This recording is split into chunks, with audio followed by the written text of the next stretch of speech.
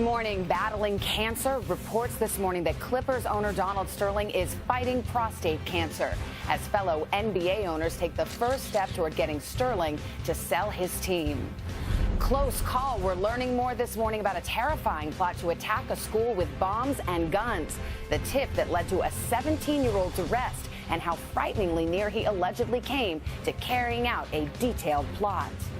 I did not kill my friend. Amanda Knox responding to an Italian court's new explanation of her murder conviction and talking about her uncertain future. And if I think about everything that I could possibly be facing, it's way too overwhelming for me to even conceive. This morning, Raffaele Sollecito, who was convicted alongside Knox, joins us for a live interview only on Today. And NBC News exclusive, Michelle Knight, one of the brave Cleveland survivors, on moving forward 1 year after her daring escape and the big decision she's made about the future. I feel like every brand new start needs new beginnings. Today, Friday, May 2nd, 2014.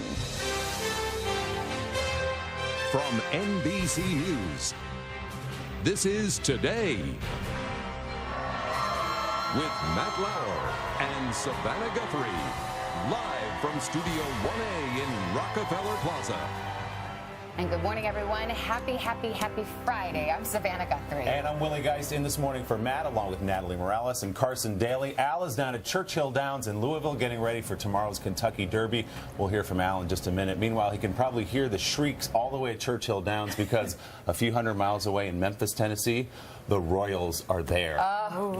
Princess William and Harry, they're in town in Memphis for the wedding of a good buddy of theirs. They were out last night at the rehearsal dinner, I guess it was, at Rendezvous, the famous barbecue joint in Memphis. Okay, shameless grab for Willie to get Rendezvous, to send him some barbecue. Have you been to Rendezvous? No, I'm dying for some Rendezvous. Well played, Willie, well played. Well, Memphis is going to have quite the weekend with the Royals in town, and we will have a little bit more on that in just a bit. But targeting a school in Minnesota. Police saying the arrest of a teenage suspect prevented an unimaginable tragedy. NBC's justice correspondent Pete Williams has the latest. Pete, good morning. Willie, good morning to you. The police in Minnesota say the discovery of this plot proves the importance of what we're often told. If you see something, say something. They say the student they've arrested was deeply into preparations for a deadly attack. Police say it was probably no more than 2 weeks from being carried out, a plot to attack the junior high and high school with bombs and guns in Minnesota, about 75 miles south of Minneapolis. The information that has been revealed indicates that we have escaped what could have been a horrific experience. A 17-year-old student, John David Ledoux, has been charged with attempted murder. Police say he amassed a huge supply of explosive ingredients, made 6 working bombs, and even practiced setting a few off in March outside an elementary school. Court documents say investigators found a 180-page notebook in which Ledoux had been carefully recording his plans for the past 9 months. They say he intended to shoot and kill his sister, then his parents at home, set a fire nearby to draw first responders, set off bombs at the school, and then shoot his fellow students as they fled the school building. School officials say Ledoux was quiet, something of a loner. A neighbor who grew up with him says she's in disbelief. He was always nice, passive, always, followed the leader, basically. He was never the first one to jump out and say, hey, let's go do this. Police say the plot was discovered when someone saw Ledoux wearing a backpack enter this storage unit Tuesday night and close the door. That person thought it suspicious, according to an emotional police captain. By doing the right thing, unimaginable tragedy has been prevented. Ledoux is in juvenile detention this morning. He has yet to enter a plea, and there's been no comment from his parents. A grandmother says she never saw any signs of trouble in his life. Savannah? All right, Pete Williams, what a story. Scary to think how close that came. Got some new developments on the disappearance of Malaysian Air Flight 370. A preliminary report has now been made public, and it's raising some questions about why it took officials so long to realize there was a problem with the flight. NBC's Tom Costello has covered this investigation from the very beginning. Tom, good morning. Hi, Savannah. This is the report. It's only 5 pages long. It provides the timeline showing big delays about how long it took to actually order a search. And for the first time, we're hearing the voices from the cockpit crew. just released the audio recordings of the Flight 370 cockpit crew talking to Malaysian controllers. 370, contact lampu radar 1326 Kenai. Alright, 1326 Malaysian 370. Nothing sounds amiss. Even the last call between controllers and the voice believed to be that of Captain Zahari Shah at 1:19 a.m. routine. Malaysian 370. Malaysian 370, contact Ho Chi Minh 120.9. Good night.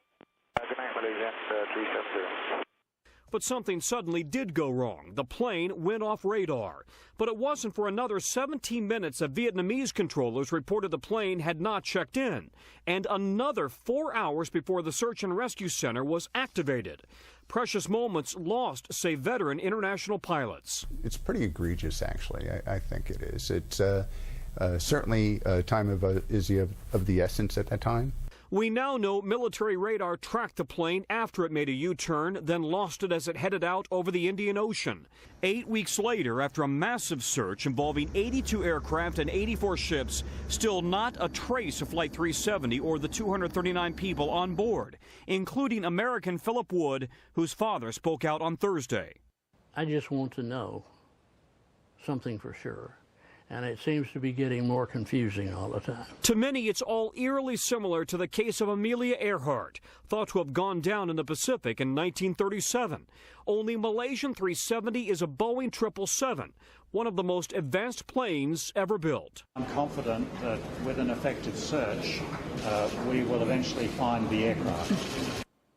Government representatives from Malaysia, Australia, and China will meet early on Monday to decide the next phase of this search. This morning, they insist that they believe they're looking in the right place, 1,200 miles off Australia in the Indian Ocean. But the underwater search could take now 8 to 12 months. Guys, back to you. Tom Costello in Washington, thank you. All right, Natalie's here with a remarkable look at that landslide in Baltimore that we showed you yesterday. This piece of video will take your breath away. It is. It really is incredible video that we're just getting. Take a look as parked cars literally just disappear as a street collapses in Baltimore following that record rainfall this week. A crowd of people were standing around Wednesday. They were taking pictures of what was a partially collapsed road, not realizing it was about to get much worse there. Take a look as the cars just sink in. Suddenly the rain-soaked ground just gives way, and all those cars were sent crashing down below onto the train tracks.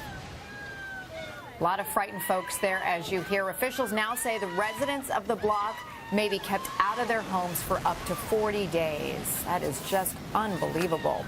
Well, Chicago firefighters were called on overnight to rescue a woman from the middle of the Chicago River. The water temperature was about 50 degrees. A passerby threw the woman a life preserver, and she held on until rescuers arrived. She was taken to the hospital in good condition, and still no word on how the woman ended up in the river. A subway train collision this morning in South Korea's capital. It caused minor injuries for dozens of people. Officials say one train plowed into another that had stopped because of a mechanical problem.